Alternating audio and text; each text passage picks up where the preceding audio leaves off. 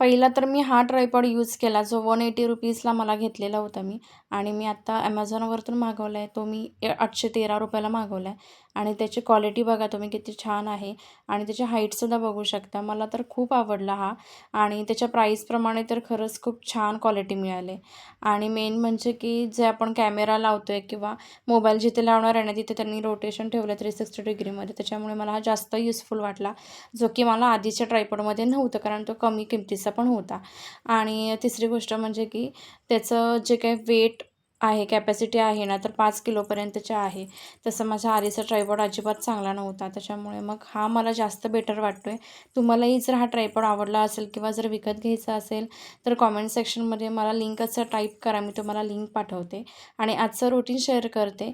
आज सावीसाठी नाश्त्याला मी डोसा आणि बटाट्याची भाजी केली होती आणि आज मी जास्तच खुश होते, कारण मी आज पुन्हा 2 महिन्यानंतर माझे व्लॉग चालू करणार होते. तुम्हाला माझा व्लॉग कसा वाटला नक्की सांगा आणि फॉलो आणि लाईक करायला विसरू नका. भेटू नेक्स्ट व्लॉगमध्ये. तोपर्यंत बाय.